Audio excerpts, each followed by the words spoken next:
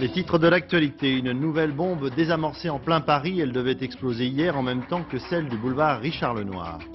Rentrée des classes, c'est le début cette année sous haute surveillance pour cause d'attentats. Le Premier ministre M. Juppé reçoit les syndicats, il compte geler les salaires des fonctionnaires pour l'année à venir, les syndicats protestent. La rivière Espérance, c'est le grand feuilleton de la rentrée sur France 2, 9 épisodes, invités les deux héros, Claire Nebout, Jean-Claude Drouot. Madame, monsieur, bonjour. C'est une bombe contenant 25 kilos d'explosifs qui a été désamorcée aujourd'hui dans des toilettes publiques sur l'emplacement d'un marché dans le 15e arrondissement de Paris. Cette bombe devait exploser en fait hier, en même temps que celle du marché du boulevard Richard Lenoir, toujours à Paris. Depuis le mois de juillet, c'est le 5e attentat ou tentative d'attentat en France. Éric Lemasson, Jean-Claude Elfassi. L'engin explosif vient d'être désamorcé par les services de déminage. Il est un peu plus de midi. Toujours fixé sur son simple petit caddie de ménagère, la bombe est désormais inoffensive, le quartier respire. C'est cet employé d'entretien des Sanisettes qui peu avant avait alerté la police, car en ouvrant la porte de ses toilettes publiques, il a immédiatement compris que le colis suspect à l'intérieur était sans doute une bombe. Comment l'avez-vous découvert en fait cette bombe? Comme si j'avais trouvé une cloche dans le local public, pareil. C'est-à-dire? Elle était en panne. J'ai fait mon travail, c'est tout chantier. Décrivez-la nous comment elle était. Comment? Comment elle était? Non, je peux rien vous dire. Constaté, afin de pouvoir enquêter, pour la police le travail commence, mais déjà sans l'ombre d'un doute, il s'agissait bien d'un engin de forte puissance. Le préfet de police apporte immédiatement des précisions. Un engin explosif constitué par une bouteille de gaz de 25 kg remplie d'un explosif qui n'est pas identifié, qui sera examiné par le laboratoire central, a été neutralisé par le laboratoire central à l'extérieur de cette sanisette. Il se trouvait placé à l'intérieur. Et les habitants de ce quartier calme du 15e arrondissement en sont quittes, eux, pour une belle frayeur. Le pire n'a pas eu lieu. Je suis venue à ma fenêtre. J'ai regardé, puis tout de suite, les policiers, en civil, ils fait rentrer, vous savez, avec un air aimable. Bon, je suis rentrée. Ce que j'ai ressenti, c'est que c'était pesant, angoissant. On était vraiment sous le coup de se demander comment ça allait se terminer. Alors, quel était l'objectif visé? C'était jour de marché hier sur cette place Charles-Valin. Mais les habitants du quartier avaient aussi en tête qu'à l'école toute proche, quasiment en face de la Sanisette, c'était aujourd'hui la rentrée des classes. Alors le gouvernement fait savoir qu'il entend bien ne pas céder à la panique. Les Français, dans leur majorité par ailleurs, acceptent les mesures de sécurité qui leur sont imposées. Il n'en reste pas moins que l'atmosphère devient vraiment très tendue. Ainsi, la rentrée des classes qui a commencé aujourd'hui s'est effectuée sous très haute surveillance. Philippe Boissery, Mathieu Huchet, reportage. Ce matin, devant les écoles maternelles et primaires, il y avait les mesures de sécurité classiques et celles exceptionnelles.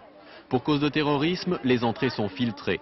Les adieux déchirants se font donc sur le trottoir, sauf pour les tout-petits. Une interdiction d'entrée plus ou moins bien vécue par les grands. Il ne faut pas non plus tomber dans la psychose. Ah oui, hein. Oui. On n'a qu'à arrêter de prendre le train, on va pas au marché. Voilà, hein. Non, mais enfin, nous avons des consignes de sécurité Oui, à appliquer et il vaut mieux être prudent en amont. Entrez, madame. Non, vous restez dehors. Ça ne simplifie pas la marche de l'école, mais bon, faut s'y plier. Je pense que c'est plutôt positif de voir qu'il y a une surveillance qui s'effectue. Même scénario pour la sortie des classes, c'est chacun son tour pour récupérer son enfant. Ça nous perturbe beaucoup parce que cette rentrée scolaire s'est moins bien passée qu'habituellement. Habituellement, nous accueillons tous les enfants et tous les parents dans les classes. Ils montent jusqu'au 3e étage. C'est beaucoup plus agréable. C'est un accueil individualisé. Et sur le plan affectif, sur le plan psychologique, c'est plus traumatisant pour les enfants. Le paquet a été mis dans une salle privée du cinéma. Cet après-midi, 3h20 sur les Champs-Élysées, un sac poubelle suspect sur le trottoir, un cartable abandonné dans une salle de cinéma. Aussitôt, l'avenue est bouclée, place aux démineurs. Le sac contenait des ampoules électriques, le cartable, simplement oublié, a été vite repéré. Systématiquement, les salles sont vérifiées, les toilettes, les couloirs, les poubelles et aux entrées on fouille les sacs. Alors, l'opération à peine terminée, les champs redevenaient noirs de monde, les séances reprenaient, piétons comme spectateurs ne cédaient pas à la psychose. On va pas s'arrêter de vivre à cause de ça, quoi. Faut y aller, hein. D'une manière générale, ces attentats attribués à des extrémistes du GIA apparaissent comme liés à la situation en Algérie. Pour autant, aucun n'ayant été formellement revendiqué et la police restant très discrète, les liens entre ces attentats et les raisons de ces actions terroristes sont vraiment très difficiles à établir. Michel Fine, Philippe Turpot, enquête. C'est l'analyse du système de mise à feu qui a permis de le déterminer. La bombe déposée dans la Sanisette était programmée pour exploser hier, dimanche, jour de marché. Si le dispositif avait fonctionné, la bonbonne aurait sauté à la mi-journée, à peu près à la même heure que l'engin découvert dimanche matin, boulevard Richard Lenoir. Les deux bombes visaient le même type de cible. Deux marchés, un dimanche, dans un quartier populaire de Paris, à une heure de grande affluence. Si elles avaient explosé presque simultanément, elles auraient provoqué un double carnage. La bouteille de gaz découverte ce matin était, semble-t-il, remplie de boulons et de clous de charpentier, comme la cocotte minute retrouvée hier. Comme aussi les bouteilles de gaz qui ont explosé dans le RER Saint-Michel et place de l'Étoile, comme enfin la bonbonne placée sur le trajet du TGV de Lyon. Mais lors des 3 dernières tentatives d'attentat, le système de mise à feu n'a pas fonctionné.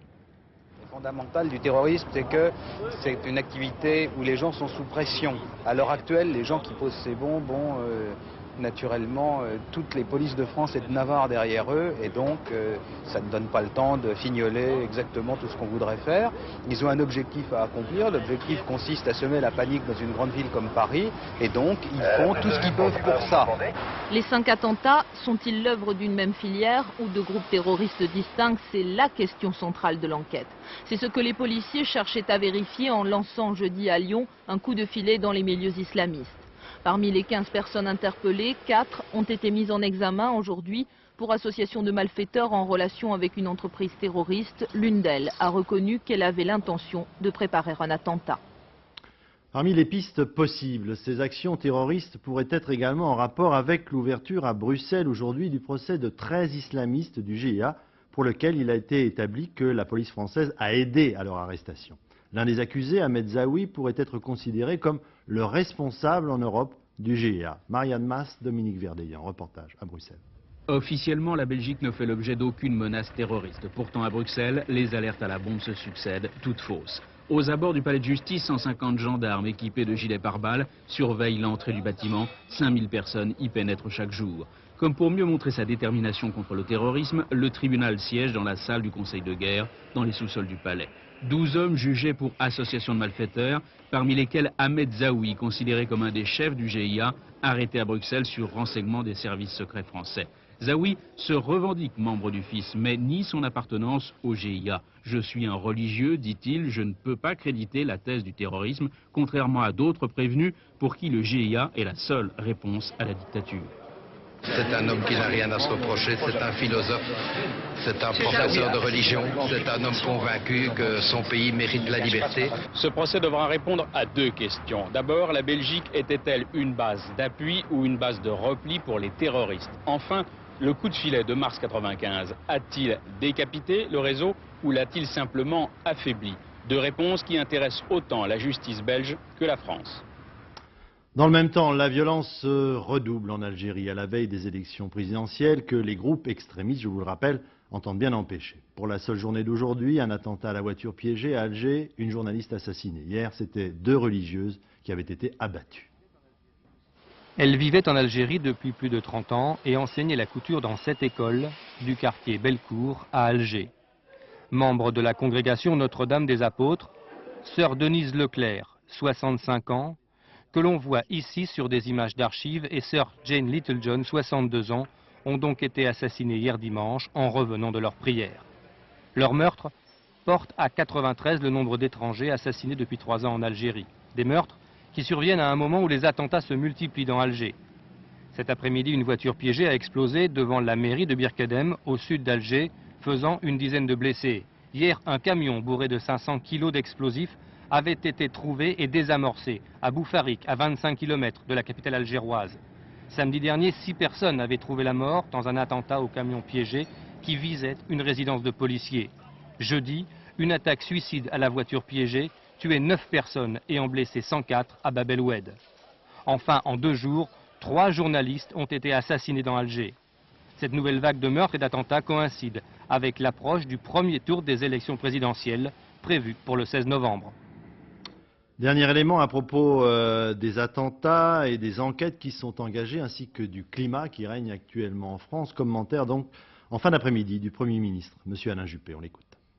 Je suis évidemment à la fois préoccupé et vigilant. Les dernières tentatives ont été, du moins la dernière en date, un échec. Vous savez que nous avons mis en place, et j'avais donné tous les chiffres lors de l'émission de télévision que j'ai faite la semaine dernière, un dispositif renforcé qui a été porté jusqu'à, je cite de mémoire, mais je crois que c'est le bon chiffre, 31 compagnies républicaines de sécurité et escadrons de gendarmerie mobile. Le ministre de l'Intérieur, que je verrai dès demain matin, me fera le cas échéant des propositions pour renforcer ce dispositif. Donc nous sommes très vigilants et nous avions pris pour la rentrée scolaire des dispositions également exceptionnelles. Voilà donc pour toutes les informations à propos de ces affaires. En bref, mort à l'âge de 90 ans du général Jouot, le dernier des 4 généraux putschistes d'Alger qui était encore en vie. Ce militaire, pied noir, né près d'Oran, s'était retiré à Royan, où il est donc décédé ce matin. Le début de la rentrée des classes en France a donc été marqué par des mesures de sécurité exceptionnelles, nous en avons parlé tout à l'heure. Les enfants l'ont heureusement dans leur majorité vécu de manière plus sereine et à leur hauteur, comme la petite Laura qui rentrait au cours préparatoire. Chantal Kimerlin, Patrick Deschmecker, reportage. Ouh là là, bouge un peu plus, moi. À 5 ans et demi que c'est dur la grande école et malgré l'attention de sa maman, Laura s'attache encore ce soir aux vacances et lèche la vitrine des jouets. Et puis je l'ai perdu, mais j'ai toujours l'habit. Mais sa première leçon, c'est d'être désormais responsable de son emploi du temps. Si par exemple, je mange pas à la cantine à maman, je fais pas des trucs comme ça, j'écris ici. Oui, donc c'est la correspondance avec le maître. Et la grande découverte de la journée, c'est tout ce qu'il y a de nouveau dans la classe des grands. 8, 9, 10, 11, 12, 13. En maternelle, j'ai pas fait de la gymnastique, j'ai pas fait de la musique, j'ai pas fait de mathématiques. Ni de l'instruction civique, mais avec du français allégé et recentré sur les connaissances essentielles, ce sont là les nouveaux programmes qui, dès cette rentrée, doivent être communiqués aux parents pour un meilleur équilibre école-famille. Il n'y a pas que l'école. Je pense que les parents doivent y mettre du leur un petit peu. Et vous, qu'est-ce que vous allez faire pour votre fille? Je vais essayer de la faire travailler à la maison. Non, je vais pas travailler à la maison. Pas question. Et pas question non plus pour les instituteurs d'en donner du travail, car rappelons-le, les élèves du primaire ne devraient plus avoir de devoirs écrits à faire à la maison, mais seulement des leçons à apprendre. Dans la commune de Carentois, dans le Morbihan, une querelle de rentrée des classes vieille comme la Bretagne, partagée entre laïcs et religieux. Dans cette commune de 2600 habitants, il n'y avait jusqu'à présent qu'une école privée. 2 institutrices de l'école publique ont été nommées, mais le maire n'a pour l'instant libéré aucun local pour les accueillir, ces institutrices et leurs élèves. Jérôme Laurent, Gabriel Camillard, reportage. À Carentoir, depuis que l'école publique a fermé en 1972, c'est l'école privée qui accueille la majeure partie des enfants du village. Dès l'année dernière, des parents d'élèves s'insurgeaient contre ce monopole et demandaient la création d'une école publique. Quand je suis arrivée à Carentoir, je n'ai pas eu le choix, vu qu'il n'y avait que l'école privée, donc j'ai mis mes enfants à l'école privée. Mais je suis pour le public et donc j'avais envie que cette école publique ouvre. Jugeant le nombre d'inscriptions suffisant, l'inspection académique crée au mois de juin 2 postes d'enseignants à Carentoir. Problème, à la veille de la rentrée, les institutrices n'ont tout simplement pas d'école. Le maire, ancien président de l'office de gestion des écoles catholiques, refuse en effet de libérer un local. Pour l'instant, nous attendons d'avoir des locaux à disposition pour demain, pour pouvoir faire notre rentrée. On n'a ni table, ni chaise, ni cahier, aucun livre, rien du tout. Même pas de crayon. Et la situation n'est pas prête de s'arranger. Ce matin, parents d'élèves, institutrices et représentants syndicaux rencontraient le maire, un vrai dialogue de sourds.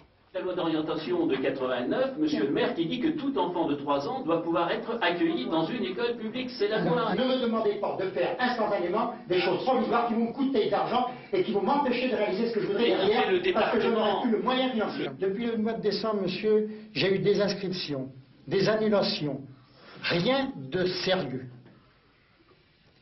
Est-ce qu'on peut prendre des décisions aussi importantes, tout d'un coup comme ça? Moi, mon gamin, demain matin, moi, je l'amène devant la mairie, c'est tout.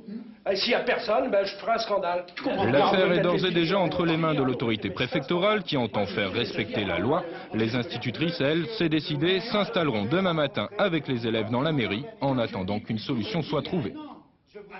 La rentrée encore, en attendant le gros des élèves des collèges et lycées, demain 1 300 000 enseignants effectuaient aujourd'hui ce lundi leur rentrée. Exemple choisi, Strasbourg, dans une zone d'éducation prioritaire, dans un contexte social difficile, donc c'est tout de même la sérénité qui prévaut parmi les enseignants et même l'enthousiasme. Christine Boss, Sylvain Gauthier, reportage. Depuis ce matin, les cartables sont de sortie, dans un climat de retrouvailles et d'effusion toute chaleureuse, après 2 longs mois de séparation. C'est avec le sourire que Jean-Louis, prof de maths, appréhende sa 23e rentrée, la 10e dans le collège Jacques-Tuinière de Strasbourg, situé en zone d'éducation prioritaire. À croire que les difficultés ça motive. On a un retour de la part de ces élèves. Peut-être contrairement à d'autres collèges où un tel ou un tel ferait aussi bien. C'est-à-dire qu'on pourrait être interchangeable. Ici, bon, c'est peut-être un petit peu vaniteux de dire ça, mais on a quand même le sentiment de servir à quelque chose. Quoi. Voilà. Bref, ce matin, l'enthousiasme des enseignants n'était pas entamé par les nouveaux emplois du temps et les nouvelles orientations pédagogiques. Car dans ce collège expérimental, on innove depuis longtemps. Module de 75 minutes, classe d'accueil pour étrangers, parcours individualisé. Alors, en vieux routard de l'éducation nationale, Jean-Louis reste serein. Bon, on a de nouveau tout un tas d'informations à digérer, à analyser, savoir ce qu'on va en faire, savoir est-ce qu'on va utiliser ça ultérieurement dans nos classes. Bon. Quant à Madame la principale, la journée a été rude mais déterminante. Maintenant, il s'agit de confirmer tout ce qui aujourd'hui est apparu comme projet, comme désir de faire, comme souci d'améliorer. Et l'année scolaire qui démarre demain, qui s'élève, va nous montrer si on a bien réussi à lancer la machine aujourd'hui. Une machine rodée, prête à accueillir 700 élèves dès demain matin. Il s'appelle Louis, ce prénom charmant cache un ouragan redoutable qui doit arriver d'un moment à l'autre sur la Guadeloupe. Les spécialistes le comparent à Hugo, qui en 1989 avait ravagé l'île. Valérie Fogno. Face à la menace du cyclone Louis, tous les moyens sont bons pour se protéger. Même les rideaux de fer sont cloutés. Chacun se débrouille, se barricade comme il peut. Hier, dimanche, les magasins d'alimentation sont restés ouverts, exceptionnellement, pour que la population puisse tenir le siège. Les autorités ont lancé la phase d'alerte numéro 2 du plan Orsec et le préfet a lancé un appel solennel à la télévision locale. Chacun doit donc désormais regagner son abri et ne plus en bouger. Actuellement, les premières pluies qui accompagnent le cyclone tombent déjà sur la Guadeloupe. Si sa trajectoire ne change pas, des vents violents devraient toucher le nord de l'île demain, en fin d'après-midi. Certains habitants ont déjà évacué la Guadeloupe, notamment en bateau, pour le mettre à l'abri en Martinique. Car Louis est accompagné d'une marée de tempête avec des vagues de 2 à 4 mètres et ses vents vont jusqu'à 250 km/h. Louis, un cyclone qui rappelle à tous Hugo, d'une puissance comparable et qui en 1989 avait ravagé la Guadeloupe. Après son passage, le bilan était de 13 morts, 87 blessés, 35 000 sinistrés et 10 000 maisons détruites. Et cet ouragan vient de faire sa première victime. Il s'agissait d'un photographe qui voulait filmer les premières vagues déferlantes. Il a été emporté par l'une d'entre elles. Dans le Pacifique, on est toujours en attente du premier essai nucléaire français. Les 2 principaux navires de l'organisation Greenpeace ont été, vous le savez, neutralisés. Mais l'organisation ne renonce pas. Un nouveau bateau, le Vega, est arrivé sur place avec à son bord le créateur, l'initiateur de Greenpeace, David McTaggart. José Blanc-Lapierre, Bruno Giraudon, reportage. Malgré l'arraisonnement de ces 2 principaux navires, Greenpeace rôde encore dans les parages de Mururoa. Voici sa mascotte, le Vega, un voilier que les militaires ici connaissent bien. Ce récidiviste, cela fait au moins 10 fois qu'il part en croisade dans le Pacifique pour s'opposer aux essais nucléaires. À son bord, un personnage, un vétéran de l'association, David McTaggart, qui n'hésite pas à affronter les militaires. En 1973, parvenu jusqu'à l'atoll interdit, il s'était fait molester par la marine nationale, il en garde une blessure. Aujourd'hui, après l'intervention avortée de Greenpeace, cet écologiste est dégoûté et abattu. Ce qui se passe avec Greenpeace est scandaleux. En 1962, j'ai été blessé par la marine de guerre française. En 1973, j'ai été frappé dans les eaux internationales. J'ai porté plainte et les militaires ont été reconnus coupables. Et en 1985, ils ont coulé le Rainbow Warrior dans le port d'Auckland. Devant l'imminence des tirs nucléaires, ce pionnier de l'écologie pense que les opposants français sont maintenant impuissants. Pour lui, seule la pression internationale pourrait avoir du poids. Nous n'arrêterons pas les essais avec ce genre de protestation. Il faut agir au niveau politique. Les seuls qui peuvent faire quelque chose sont les Japonais et l'Allemagne. Mais l'Allemagne ne fait pas grand-chose. Seul avec son voilier, il est peu probable que David McTaggart tente une action. En revanche, ce kamikaze de l'écologie compte sur l'arrivée pourtant hypothétique d'une flottille d'une trentaine de bateaux sur une période de 2 mois. Et le commandant Cousteau, à son tour, proteste contre la reprise des essais nucléaires français. Il l'a fait savoir dans une lettre adressée au président de la République, M. Chirac. Et puis ce soir, on apprend que 2 Zodiacs de l'organisation Greenpeace ont essayé de s'introduire sur l'atoll de Mururoa et ils ont été interceptés par la Marine nationale. Rentrée scolaire, donc on en parlait tout à l'heure, mais aussi sociale. Le Premier ministre, M. Juppé, recevait aujourd'hui l'ensemble des syndicats. Il leur a dit qu'il ne comptait pas augmenter les salaires des fonctionnaires pour l'année à venir. La tonalité générale des réactions syndicales est plutôt négative. Plusieurs d'entre eux envisagent même des mouvements de grève. Ève Mété, Pascal Puy au reportage. Grincement de dents syndicaux aujourd'hui sur le perron de l'hôtel Matignon. Pour les délégations reçues par le Premier ministre, 2 bouchées ont eu particulièrement du mal à passer. D'abord, l'annonce qu'il n'y aura pas d'augmentation de salaire pour les fonctionnaires en 1996. Je lui ai dit que ça ne passerait pas et qu'il y aurait des réactions. Et que moi je n'écartais pas, si on fait une discrimination en matière de salaire pour les fonctionnaires, eh bien que je n'écartais pas des grèves, c'est très clair. Ah ben, vous savez, quand vous vous trouvez en présence d'une énumération dont vous sentez bien qu'elle va constituer le sommaire des prochains conflits pour les semaines à venir, je ne peux pas dire que je sois particulièrement satisfait. Deuxième motif de grogne, où se retrouvent cette fois syndicats de salariés et patrons, le financement de l'UNEDIC. Les partenaires sociaux attendaient cette année 12,5 milliards de francs de l'État dans les caisses de l'assurance chômage. Le Premier ministre est parti d'une manière très péremptoire sur le thème qu'il n'était pas question de verser quoi que ce soit à l'UNEDIC en 96. Eh bien, ce sujet n'est pas clos, car il est hors de question pour nous, je le répète, que cette année 96 soit une année blanche et que le gouvernement s'exonère de sa participation. Ce soir, Alain Juppé déclarait pour calmer le jeu que la dotation de l'État à l'UNEDIC pourrait n'être que repoussée à plus tard. Il n'empêche, le climat des discussions d'aujourd'hui est resté ferme. On est loin des premières rencontres, juste après l'arrivée de Jacques Chirac. L'actualité internationale avec l'ultimatum des Nations Unies qui prendra fin ce soir à 23 h en Bosnie. Les Serbes de Bosnie n'ont pas pour l'instant retiré leurs canons installés autour de Sarajevo, ce qui constitue l'objet de l'ultimatum. Sur les bases de l'OTAN ainsi que sur le porte-avions américain Roosevelt dans l'Adriatique, des avions ont déjà été envoyés en reconnaissance au-dessus des prochains objectifs. À terre, les habitants de Sarajevo et les soldats des Nations Unies attendent. Ils attendent l'expiration de l'ultimatum, chacun à sa façon. Dorothée Olyric, Laurent Amida, reportage. Il pleut aujourd'hui sur Sarajevo, mais beaucoup bravent le froid et la peur des obus. Parce que la route pour sortir de la capitale bosniaque est ouverte, parce que l'on reparle de frappes aériennes de l'OTAN, les habitants de Sarajevo sont tout simplement optimistes. Chirac, il est comme ça. L'opinion mondiale a changé radicalement. Major aussi était opposé à l'intervention. Mais depuis que Chirac est au pouvoir, tout a changé. L'OTAN a commencé à faire son boulot. La semaine dernière, tous étaient sur leur balcon, regardant le ciel zébré par l'explosion des bombes qui, pour une fois, ne leur étaient pas destinées. Nous, on n'a pas les moyens pour fêter cela. Mais l'important, c'est la joie que l'on ressent et ce que l'on a au fond du cœur. Mon cousin a été tué à quelques mètres d'ici, juste avant les frappes aériennes. Et aujourd'hui, moi j'ai le sentiment qu'il y a enfin une justice.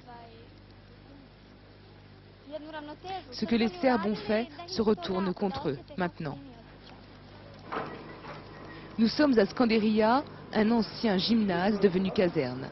Les casques bleus français du régiment d'infanterie de marine de Vannes se préparent à la possibilité de nouveaux bombardements de l'OTAN. Circulation réduite, restriction de mouvement. En cas d'alerte rouge, ils rejoindront les sous-sols du bâtiment. Il faut dire que Skanderia est situé à l'un des carrefours les plus dangereux de Sarajevo, au pied des collines serbes. Pour l'heure, on n'a constaté aucun mouvement de retrait des forces serbes. Dans le secteur du bataillon, tout au moins, on n'a constaté aucun mouvement de retrait, pas plus d'ailleurs que depuis le 31 août, nous n'avons constaté d'activité d'agression. Après les premières frappes de l'OTAN, les Serbes ont tiré 4 obus sur la caserne. Mais la force de réaction rapide était intervenue pour stopper la riposte. À quelques heures de l'expiration de l'ultimatum, les casques bleus n'ont constaté aucun mouvement de retrait des armements serbes. En revanche, les avions de l'OTAN ont survolé aujourd'hui Sarajevo, mais il s'agit d'une présence aérienne et pour l'heure, rien de plus. Alors justement, de l'autre côté, du côté des Serbes de Bosnie, on se prépare également à la fin de ce fameux ultimatum en observant dans le ciel les avions de reconnaissance de l'OTAN. Jacques Merlino, Philippe Jasselin, reportage. Toute la nuit et toute la journée, les avions de l'OTAN ont survolé Palais, le fief des Serbes de Bosnie. Des avions de chasse volant à très haute altitude ou des avions de reconnaissance, comme celui-ci. Le bruit de ces avions se répercute dans les vallées et exerce sur la population une pression constante. À 15 heures, une forte explosion a été entendue sans que l'on ait la preuve d'une première frappe aérienne. À quelques heures de l'expiration de l'ultimatum, la tension est donc forte ce soir à Palais. Certes, tout le monde essaye de se rassurer en soutenant que ce n'est pas un mirage français seulement qui est abattu, mais 2 ou 3. Et chacun assure que les pilotes français sont actuellement prisonniers, qu'ils sont en bonne santé, mais que l'un d'eux a la jambe fracturée. Ce ne sont là que des rumeurs. Actuellement, aucune confirmation officielle n'a été apportée. Sur le fond, le général Mladic a répondu au général Janvier. Il se dit pour l'essentiel prêt à retirer ses armes lourdes à la condition que les Bosniaques en fassent autant. Le fil du dialogue n'est donc pas rompu, mais il est ce soir extrêmement mince. À Paris, des femmes tibétaines en compagnie de Madame Mitterrand, l'épouse de l'ancien président de la République, ont manifesté devant l'ambassade de Chine, donc dans la capitale. Ouverture en même temps, donc dans le même temps, ouverture officielle de la conférence des femmes à Pékin. Délicat pour les journalistes qui couvrent l'événement d'obtenir une certaine marge de manœuvre. Notre équipe, Jérôme Bonny, Jean-François Hoffmann, a tout de même réussi à rencontrer quelques femmes chinoises en dehors des délégations officielles. Reportage. Ce lundi, la cité interdite est devenue la cité des femmes, accourue par milliers à cette 4e conférence mondiale des Nations Unies. Les autorités chinoises ont tout fait pour la réussite de cet événement. Balayeurs sur le pied de guerre, uniformes neufs, cette grand-messe du féminisme où 170 pays sont représentés est l'occasion pour le gouvernement chinois de se refaire une image aux yeux du monde. Le président Jiang Zemin était fier ce matin d'inaugurer la plus grande conférence internationale jamais réunie à Pékin. Mais le but de ces femmes n'est pas d'asseoir le pouvoir des hommes. Dès l'ouverture des travaux cet après-midi, Benazir Bhutto, Premier ministre du Pakistan, donne le ton. Aujourd'hui, le monde musulman a mis en avant 3 femmes premiers ministres, élues à la fois par des femmes et par des hommes pour leurs compétences et non parce qu'elles étaient des femmes. La population de Pékin, elle, reste loin de ce palais du peuple. De l'autre côté de la place Tiananmen, bien quadrillée. Dans la foule, des policiers en civil, vigilants. Depuis l'arrivée des militantes féministes, les autorités ont le souci d'éviter la contagion revendicatrice de ces milliers de militantes. Dans les ruelles voisines, les femmes du comité de quartier sont fidèles au poste, fidèles aussi à leurs idées. S'il n'y avait pas eu le Parti communiste, la position de la femme chinoise ne se serait pas améliorée. La situation est bonne maintenant, égalité entre hommes et femmes, et même meilleure quelquefois pour les femmes. Une habitante plus jeune n'est pas du même avis. Les unités de travail ne veulent pas de camarades femmes. À niveau égal de connaissances et de compétences, une femme n'aura pas les mêmes chances qu'un homme dans son travail.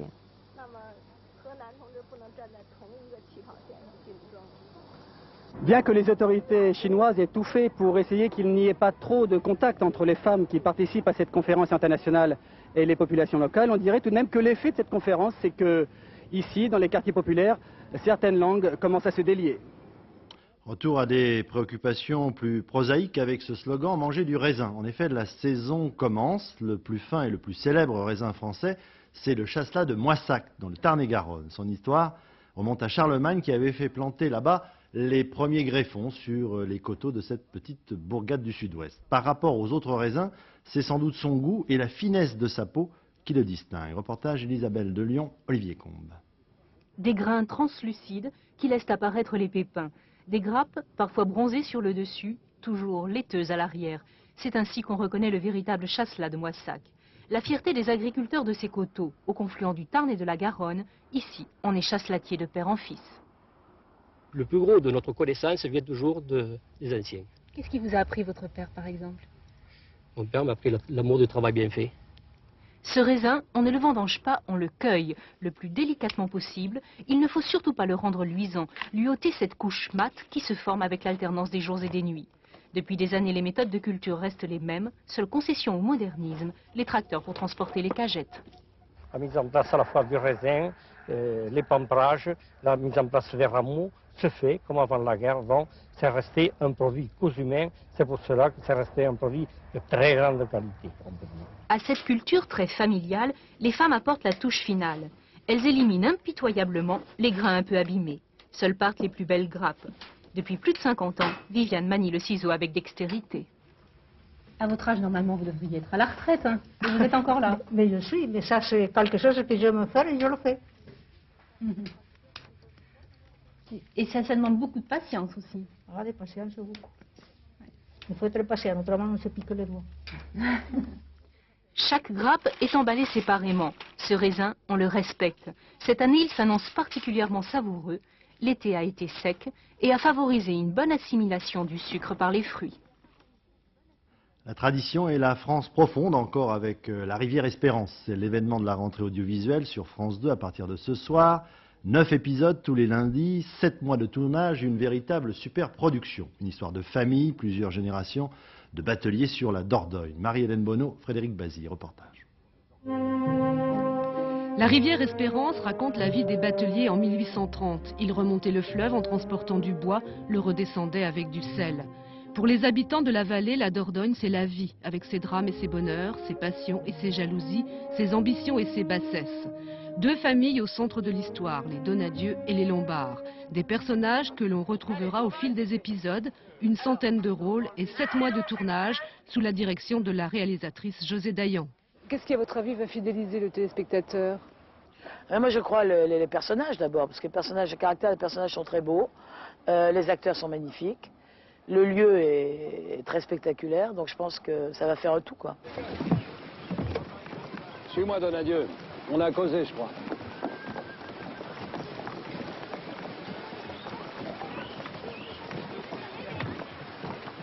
J'en veux pas de ton sel, Victorien. Je peux rien en tirer, tu le sais bien. C'est faux. Vous pouvez toujours le vendre. Les gens du Limousin, d'Auvergne, du Quercy ont besoin de ce sel. Vous le vendrez moins cher que du blanc, mais vous le vendrez.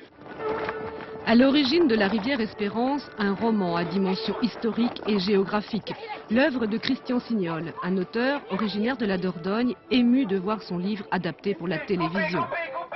C'est à la fois extraordinaire et terrible parce qu'on a l'impression d'être un peu dépossédé d'une œuvre qu'on a commencée dans la solitude d'un bureau et qui se termine par finalement des scènes où figurent une centaine de personnes avec du matériel, toutes sortes de choses qui fait que ça prend une ampleur démesurée par rapport à ce qu'on a imaginé au début.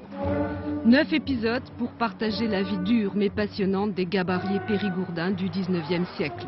Avec un budget de 80 millions de francs, La rivière Espérance est la fiction la plus importante jamais réalisée à la télévision.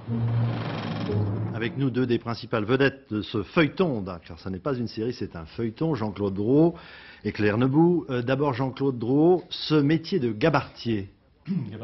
Gabarier, pardon. Oui, sont quoi, les ancêtres des bateliers? Ce ne sont pas les ancêtres, c'est le nom que l'on donnait à ces bateaux à fond plat et qui leur permettait les gabarres, d'où le nom de gabarier pour les maîtres de bateaux qui les conduisaient. Et ces gabarres, comme l'a dit le reportage, permettaient... C'était la rivière, quand l'eau était marchande, comme on disait. C'était l'autoroute de l'époque. C'était l'autoroute, c'était l'axe de communication le plus important et qui permettait, en tout cas là, avec la Dordogne, d'établir une communication entre le Bordelais, où l'on descendait, comme l'a dit le reportage, le bois, le méringue et la carassonne. Les carassonnes, c'était les piquets de vigne, et le méringue, c'était le bois de chêne qui allait permettre de confectionner les tonneaux. Et au retour, eh bien, on ramenait par cet axe fluvial, dans le Limousin, la Dordogne, le Quercy, le Massif central, les éléments de première nécessité, le sel, mais aussi les épices, et puis le stockfish, etc.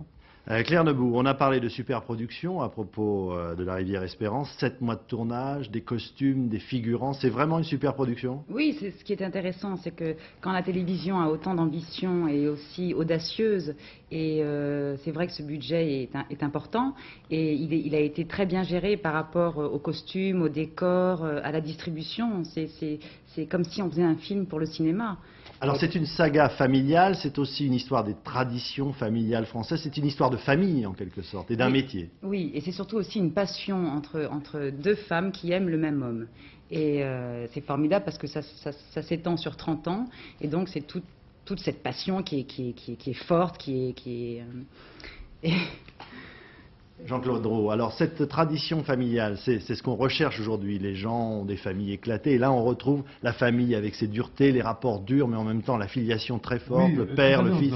Dans votre reportage sur le Chasselas, ce vigneron disait « Mon père m'a appris l'amour de mon métier, du métier ». Je crois que ces personnages dans le film sont porteurs de cet amour, du sens du travail. Ce sont des maîtres de bateau qu'on pourrait dire maîtres forgerons ou maîtres ébénistes. Bon, il n'y a pas un climat de revendication sociale. Nous ne sommes pas dans l'univers de Zola. Ces gens les gabariers sont des êtres libres, des êtres fiers. Ils sont fiers. Oui, des êtres fiers. Et je dirais la tendresse et l'admiration toute particulière que j'ai pour le personnage que l'on m'a confié, qui est un être d'une droiture, d'une intégrité formidable, un être absolu, d'une absolue honnêteté. C'est une magnifique figure, mais je crois qu'il est une sorte d'archétype de ce qu'étaient ces gens rudes, fiers, très courageux. Jean-Claude Drault, on a un mot, parce que nous arrivons au terme de ce journal. Quelle est la différence entre les feuilletons que vous avez pu tourner il y a un certain temps, et tout le monde a en tête le nom du premier que vous avez tourné, Thierry Lafronde, et aujourd'hui, la différence de tournage, c'est quoi l'essentiel entre ce que vous avez vécu là et ce que vous avez vécu il y a un certain nombre d'années? Ce qui est porteur, c'est la force d'un sujet, c'est ça qui nous remplit de joie. Et là, je dois dire toute mon admiration pour le Gengis Khan de la pellicule, qu'est José Dayan, qui est un conquistador magnifique. C'est elle qui a permis à cette équipe de grand talent, je crois, de tirer jusqu'au bout cette formidable histoire de... Merci de nous avoir rendu visite. On vous retrouve dans quelques instants, donc la rivière Espérance. Je vous rappelle simplement, avant de nous quitter, qu'après la météo, donc la rivière Espérance, 20h50, dernier journal Philippe Lefebvre. Demain, 13h, Patrick Chêne, avec invité de la rédaction, le président de la République, monsieur Jacques Chirac. Quant à moi, je vous retrouverai avec toute la rédaction demain soir avec beaucoup de plaisir, à 20h précise. Au revoir, à demain.